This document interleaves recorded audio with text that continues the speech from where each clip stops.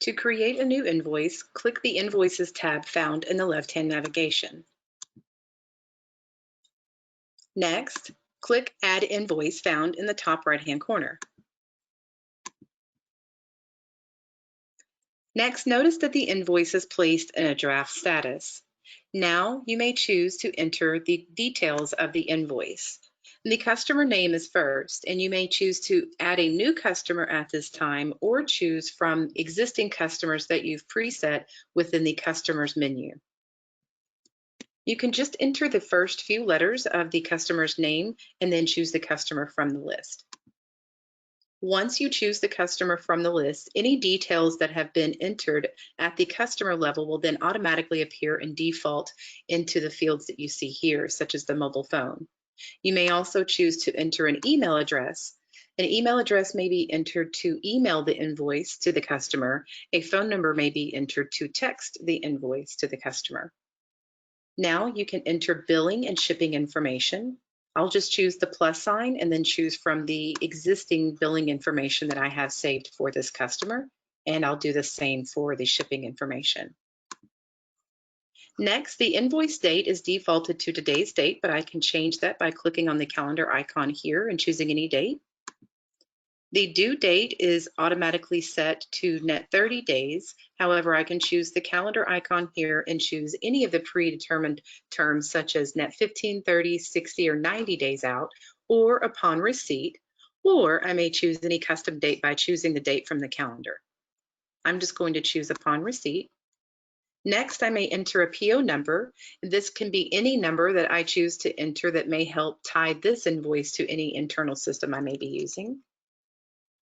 Next, the Pay Online link is automatically defaulted to yes, and credit cards are the accepted payment method set here, which will allow the customer then to choose to pay via credit card, or if the customer has credit card information stored in the account vault as an actual customer here, then that information will be displayed to them so that they may choose to use that saved information and not have to find that information and enter it.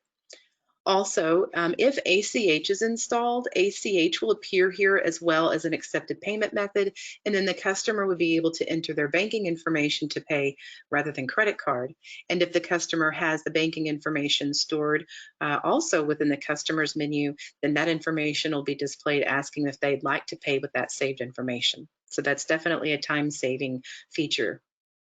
Next, you'll enter the actual invoiced items. So here I'm just going to enter a coffee cup. And I'll just enter a description as large.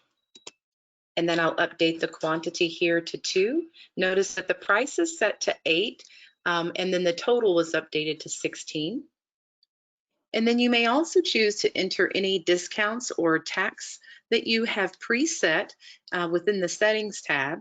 And you can choose to do so just by clicking on the chevron or the arrow that you see here. And this will then show you any of those taxes that you can choose from, as well as any of the discounts. Next, you can enter a memo. And this will be visible to your customer.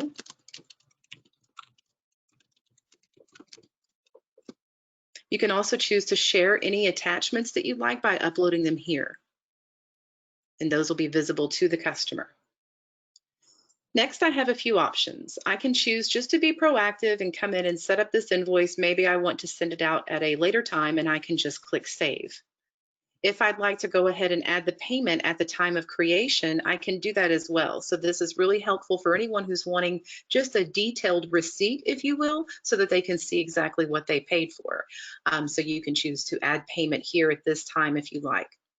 Or I can choose to save and send, which is what I'm going to do now. And notice our draft status is going to change to an unpaid status because I chose upon receipt for the due date. So we've got the past due status, we've got the green banner letting us know that the invoice was sent successfully. We have an automatically generated invoice number that has been assigned by the system. I can see I also have the logo drop that I have preset within the Settings tab, which makes my invoices look very professional. And then I also have the SKU that's been added here for me. I can see history as well on the invoice, and I'll be able to continue to see that history as any payments are made. At the very top, I can choose again to go ahead and add a payment if I like, or if I choose the More option, I can choose to cancel this invoice, edit, print, or resend. And if I choose resend, I am able to see exactly how I've sent this invoice before, so email and text. So maybe I want to choose a different or alternative method, or I can choose to come back in and send those again, and I can even enter new information if the prior information didn't work. So once that's done, I can then also just go ahead and go back to my invoices grid here, and I can now see the invoice that I created. It's set to a past due status with the invoice date and terms upon receipt.